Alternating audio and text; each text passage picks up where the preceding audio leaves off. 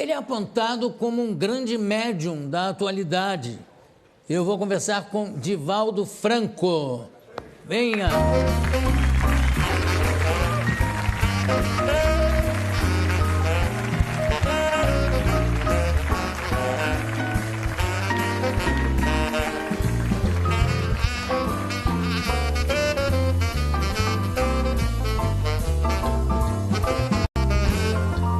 Muito obrigado pela sua presença aqui no programa. Mas é um prazer imenso. É um lançamento do livro, Divaldo.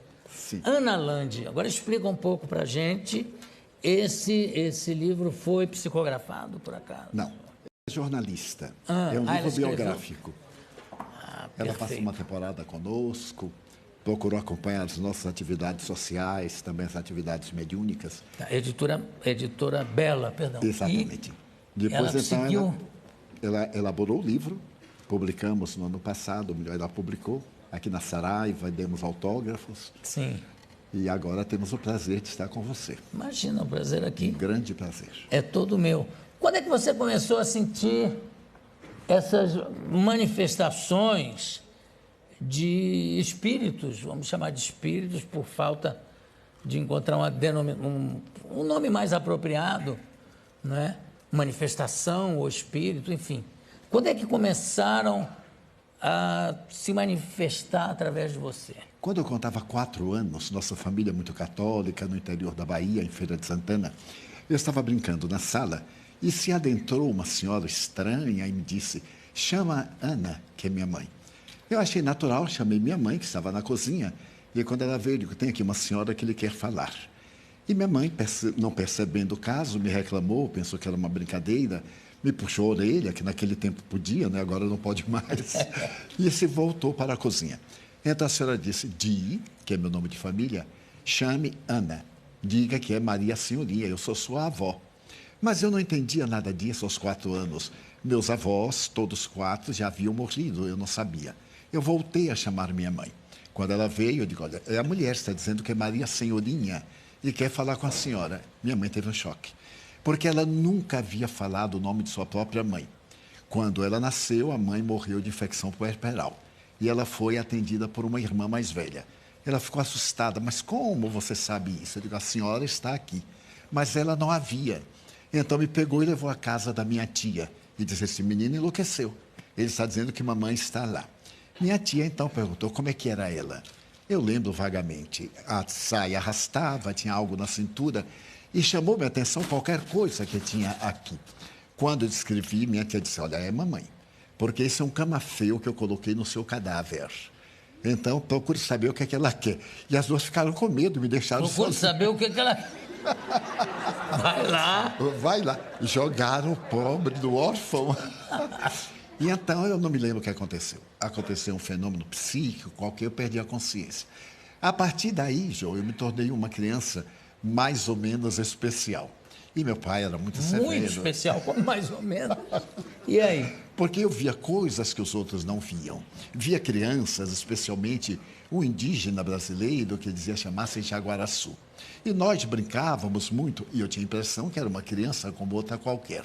Você brincava com esse índiozinho? Trepava nas árvores, corria pelo quintal, aquelas casas de quintais muito grandes. E ele trepava nas árvores junto com você também? Então, sempre chegava na frente. Bom, E eu ficava surpreso. E assim, ué, como é que você subiu antes de mim? Eu dizia assim: fenômeno, fenômeno. Mas eu não sabia o que era fenômeno, o índiozinho Jaguaraçu. Quando eu completei lá pelos 7 anos, eu comecei a perceber que eu via muitos outros seres que os meus pais não viam. E então aí criaram-se muitos problemas, porque eu era muito católico, estava sempre na religião, confessava, e o padre terminou por dizer que aquilo era uma influência demoníaca, que o demônio estava desejando... Essas influências são sempre consideradas demoníacas. É uma coisa absurda, não é? Porque nunca me havia proposto nada negativo. E então ele exigia que eu tivesse uma vida reta. Aos 7 anos eu tinha mais do que reta, não podia ter uma vida oblíqua naquela oportunidade. E então ele disse: olha, ore muito. E eu orava. Quanto mais orava, piorava. Porque eu me concentrava, entrava num mundo psíquico mais forte. Por fim, aos 12 anos, eu briguei com Deus. Porque eu disse para ele: você não aguenta o diabo, como é que eu vou aguentar? Se você que criou o diabo não aguenta, como é que eu vou aguentar? Faço de tudo, oro, confesso, comungo. Nesse ínterim eu adoeci. Morreu um irmão meu e eu fui ver, ele estava caído no meio da rua e eu tive um impacto muito grande. Voltei para casa, avisei os meus pais e fiquei sentado. Aquele tempo não havia necrópsia nem nada no interior da cidade, só havia um médico. Ele foi levado para a sua casa, que era casado e morava perto de nós. E então, mais ou menos às 8 da noite, minha mãe disse assim: meu filho, vamos fazer o velório, vamos orar o terço de Nossa Senhora. Nós tínhamos uma mesa muito grande, porque nós éramos 13. E então, aquela mesa, 2 bancos. 13 filhos. 13 filhos. Com meu pai e minha mãe, 15. Era assim, muito tranquilo. Era o primeiro laboratório da minha vida. E então, naquele momento, eu me quis levantar e não pude. Tentei outra vez e não pude. Quando minha mãe me puxou, eu caí. E então, foi chamado o médico, ele disse: é um trauma. Foi o choque. Se ele tomar outro choque, ele fica bom. Meus irmãos eram muito inteligentes e me aplicaram o choque elétrico. Não sabiam que era um choque psicológico. E então eu não morri porque eu não estava no programa. Então me assustavam essa coisa do interior. Por fim, no dia 5 de dezembro de 1944, foi levada à nossa casa uma senhora. Ela me olhou detidamente e disse: mas este menino não tem nada. Eu digo: nossa, que surra que eu vou tomar. Eu estava ali acamado desde o dia 23 de junho até 5 de dezembro. Meu pai era do temperamento da psicologia. E lá em casa nós tínhamos um psicólogo pendurado atrás da porta. Qualquer coisa tinha uma sessão de psicoterapia e a gente ficava ótimo, sem recalque, sem conflito, sem nada. Agora, me desculpe, eu estou fazendo cálculos aqui pelas datas que você está me dizendo. Desculpe a minha brutal falta de sensibilidade ou de educação, mas com quantos anos você está? Que idade você tem? 89. Se a gente passar a mão e você pega isso, não? Não, mas eu transfiro com muito prazer para você. O restante que houver, nós dividimos. Olha que louco. Podemos fazer uma boa parceria. 89. 89 anos de 90 atividade. Quando é? 5 de maio. 90. Mas eu não acredito, Jô. De vez em quando eu olho a certidão de idade, deve ter algum engano. Porque eu não sinto nada. Sinto um prazer imenso de viver. Porque, sendo espírita, eu descobri o milagre da vida. O milagre da vida é a alegria de viver. Trabalhar, ter uma vida interior muito tranquila, fazer uma viagem para descobrir qual é o objetivo da nossa vida na Terra, encontrar o significado existencial e não se abater na hora do problema. Problemas todos nós os temos e eles nos chegam como convites ao amadurecimento espiritual e moral. Agora, desculpa, Divaldo, ou Di, sua família chama você de Di. E fico muito feliz em se chamar assim. Então tá bom, Di. O seguinte, você com essa aproximação que você tem com o mundo espiritual, você tem alguma noção, já te foi dito, acho que não, mas já te foi dito quando você deve se preparar para embarcar, para ir para o outro lado? Né? A proposta é: esteja preparado para qualquer momento. Porque Jesus havia dito que a hora nós não sabemos. Não pode saber. Mas eu tive uma parada cardíaca há 30 anos e tive a chamada quase morte. Então eu vi-me fora do corpo. Fui levado para fazer exames e praticamente estava morto. Voltei. Quando eu voltei, eu tive um infarto. E nessa oportunidade, o meu cardiologista, depois de examinar, disse: olha, prepara para morrer dentro de um mês. A sua vida agora é outra. Naquele tempo eram as operações largas, fazia da gente verdadeiros frangos, né? Céu aberto. Abria céu aberto, fazia a pesquisa. E ele disse: olha, Divaldo, se você tiver o maior repouso, você viverá mais de 30 dias. Mas não pode mais se alimentar como antes, não pode falar. Imagina, dizer isso a um baiano, que não pode falar. É mesmo que condenar à morte. Porque o baiano não fala, ele fala pelos cotovelos. E você está vendo, né? E com velocidade para não perder tempo. Tá certo. E a comida, como é que ficou a restrição? Uma Você hoje come de tudo? De tudo e do que aparece. Mas o mais importante é que eu sobrevivi e ele já morreu. Eu fui ao enterro, fiz uma oração muito bonita, agradecendo a Deus antes ele do que eu. É natural, claro. Já que Deus resolveu. Morreu antes Deus ele do que eu. Exatamente, é uma poesia popular. E então aqui estou, mas estou muito feliz. E você trabalha, qual é o tipo de trabalho que você exerce nesse sentido da espiritualidade. Você tem... Eu não sei como usar essa nomenclatura e, de repente, falar uma coisa absolutamente errada. Mas é um centro espírita que você tem? Nós fundamos o Centro Espírita em 1947. Sei. Mas Aonde como é? cidadão, em Salvador. Como cidadão, eu trabalhei para uma autarquia do governo, que era o IPASE. Hoje são 4 letrinhas muito queridas, INSS. Todo brasileiro gosta dessas letras, né? Porque isso faz parte da felicidade. Então, trabalhei para o Instituto, aposentei-me em 1980 e dediquei tempo integral ao Espiritismo. E como é que é? Você tem... É um local... Nós temos uma Você comunidade. recebe pessoas... Recebemos. Nós educamos crianças. Somos pioneiros na América Latina com os lares substitutos. Nós tínhamos uma casa grande, um lar, um orfanato convencional. Depois nós criamos os lares substitutos e hoje temos uma comunidade que recebemos diariamente mais de 5.000 pessoas. Mas você faz, por exemplo, você tem o dom da cura, vamos dizer assim, não? A cura todos nós temos, João. Porque é uma energia que nós possuímos, todos nós. Quantas vezes alguém chega até você indisposta, lhe aperta a mão e você transmite algo, a pessoa diz, mas foi tão bom estar com o Jô. Essa irradiação de simpatia, de alegria de viver, é transmitida como também de pessimismo.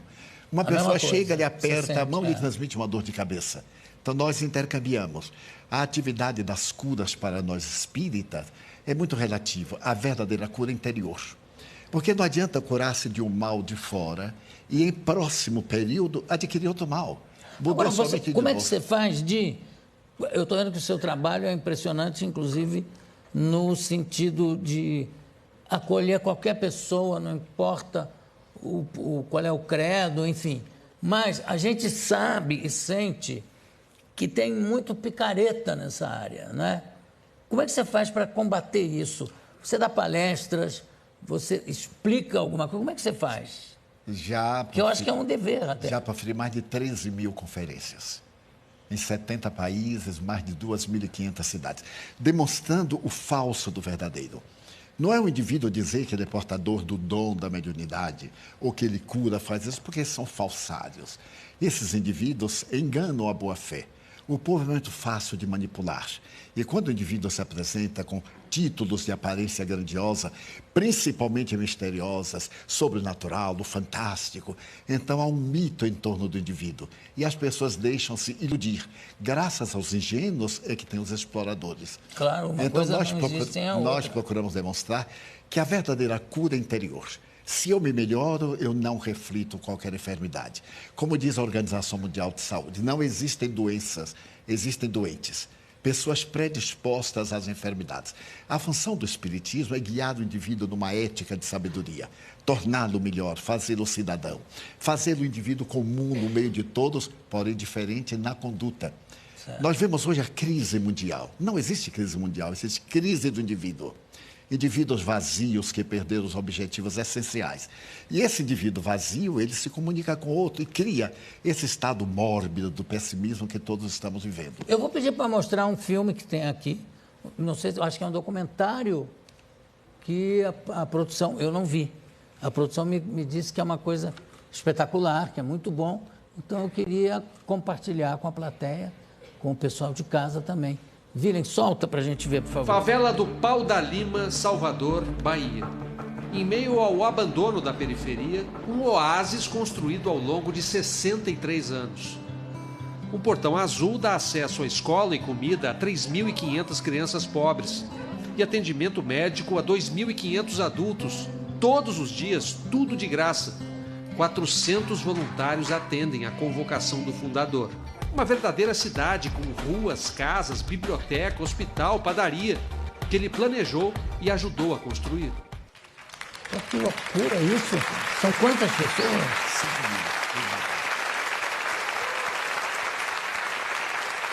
Agora, isso é uma entidade que vive de contribuições? Contribuições, convênios governamentais, principalmente na área da educação. Nós temos 103 professores em convênios com a prefeitura, com o Estado. E recebemos também mantemos alguns convênios com o governo federal. E você, por exemplo, qual é a sua mediunidade? É de psicografar, como era o Chico Xavier? Sim. E Quantos livros já psicografou? 260. De que autores, vamos dizer assim? Tem Rabindranath autores específicos? Tagore, que foi o grande poeta indiano, né? Viana de Carvalho, Joana de Ângeles, mais de 60 espíritos. Agora, a diferença entre nós e outros autores é que nós cedemos os direitos autorais não só para a nossa obra, como para outras instituições. Porque o lema do Espiritismo é a caridade. Mas não apenas a caridade de doar, a caridade moral, a caridade de compreender os outros. Cada qual tem o direito de crer ou de não crer. Eu respeito mais um ateu digno do que um religioso hipócrita. Então, a grande coisa...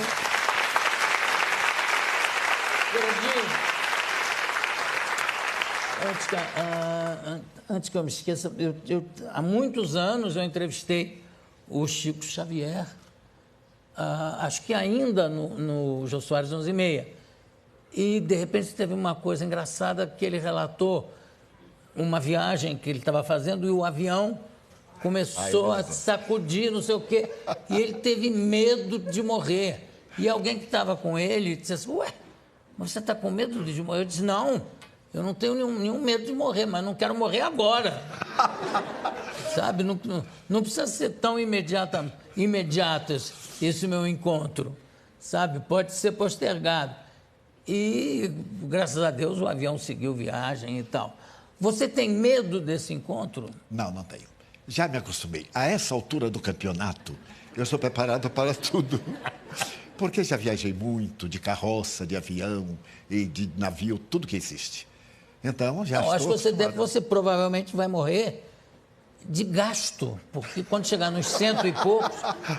Muito obrigado, 120, 100 e poucos. Mas essa é a minha perspectiva. Né? Um amigo, eu estive adoentado, e um amigo muito gentil disse, não se preocupe de morrer, você está muito bem, pode morrer. Mas quem lhe disse que eu quero morrer? Não, eu quero viver, sou espírita, mas eu quero viver um pouco aqui na Terra. Eu ainda não realizei todos os meus ideais. E depois disso nós criamos uma maternidade para atender partos sem dor. E para poder fazer também partos que não sejam cirúrgicos. E temos um resultado fantástico. Não, eu acho que o resultado fantástico já está espelhado aqui na sua presença. Eu quero agradecer demais a presença deste humanitário, não vou chamar de espírita, vou chamar de humanitário, que é o trabalho, é o que ele é, tá? Divaldo Franco. Muito obrigado pela sua presença. Mas sou eu que agradeço, Jô. Demais. Você não faz ideia da emoção. Fico feliz por você ter chegado até aqui. Gratidão e até o próximo vídeo.